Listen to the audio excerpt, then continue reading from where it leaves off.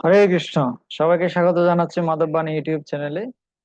তো আজকে আমরা খুব গুরুত্বপূর্ণ একটা টপিক নিয়ে আলোচনা করতে যাচ্ছি, সেটা হচ্ছে কর্পূর এবং ঘি এর ব্যবহারে অশান্তি থেকে মুক্তি লাভ।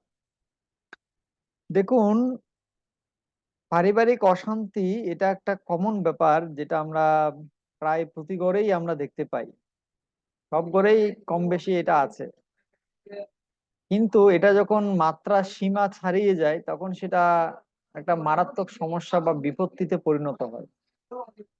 শাস্ত্রে বলা হয়েছে, চাণক্য পণ্ডিত তার নীতিশাস্ত্রে বলেছেন যে মূর্খা যত্র পূজ্যন্তে নাস্তি ধান্যম যত্র সুসঞ্চিতম দাম্পত্য কলহ নাস্তি তত্র শ্রী শ্রেয়মাগতা। অর্থাৎ যে বাড়িতে স্বামী স্ত্রীর মধ্যে কলহ হয় না, কথা কাটাকাটি হয় না, বিবাদ হয় না, এবং যেখানে পর্যাপ্ত পরিমাণে ধন চাল ডাল সবজি সঞ্চিত আছে, যেখানে মূর্খ ব্যক্তিদেরকে পূজা করা হয় না, সেই বাড়িতে লক্ষ্মী দেবী স্বয়ং আসেন।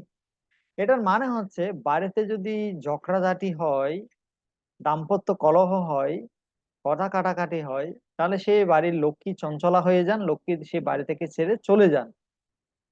সেজন্য এখন আপনি বলবেন এটা তো প্রত্যেক বাড়িতেই হয়, তাহলে এখন কি উপায়? কোন একটা উপায় বলুন, যেটার মাধ্যমে আমরা এই সমস্যা থেকে বেরিয়ে আসতে পারি। কিন্তু বাস্তুশাস্ত্রে এই সম্পর্কে একটি উপায় দেওয়া হয়েছে এই অশান্তি থেকে মুক্তি লাভের জন্য।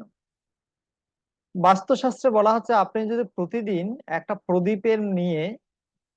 প্রদীপের মধ্যে একটু করে ঘি এবং একটু করে কর্পূর, ঘি এবং কর্পূর মিশ্রিত আহ, সলতেতে সলতেতে একটু ঘি দিবেন, ঘি দিয়ে সলতে ভিজাবেন, সেই সলতের উপর একটু করে কর্পূর দিয়ে দিবেন।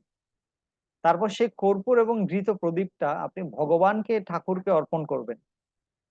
তারপর ঠাকুরকে অর্পণ করার পরে আপনার পুরো ঘরের সব জায়গায়, পুরো ঘরে সেই প্রদীপটা দেখাবেন, সব জায়গায় সব জিনিসপত্রে, প্রত্যেকটা ব্যক্তি যারা ঘরে থাকে তাদের সবাইকে সেই প্রদীপটা দেখাবেন। যে ব্যক্তিরা আপনার সন্তানেরা আপনার ঘরে আছে, বা যে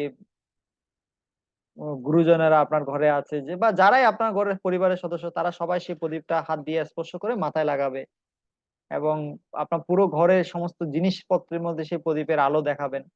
এইভাবে যদি প্রতিদিন আপনি একটা ঘৃত প্রদীপ, সেখানে কর্পূর দিয়ে আপনি যদি ভগবান ঠাকুরকে অর্পণ করে সেটা যদি পরিবারের সব জায়গায় দেন এবং সবাই যদি সেটা গ্রহণ করে, এই অশান্তি থেকে আপনি অবশ্যই অবশ্যই অবশ্যই মুক্ত হবেন। এটা বাস্তুশাস্ত্রে বলা হয়েছে। ভালো থাকুন, সুস্থ থাকুন, কৃষ্ণ ভাবনায় থাকুন। ভিডিওটা ভালো লাগলে প্রিয়জনদের সাথে শেয়ার করুন। হরে কৃষ্ণ।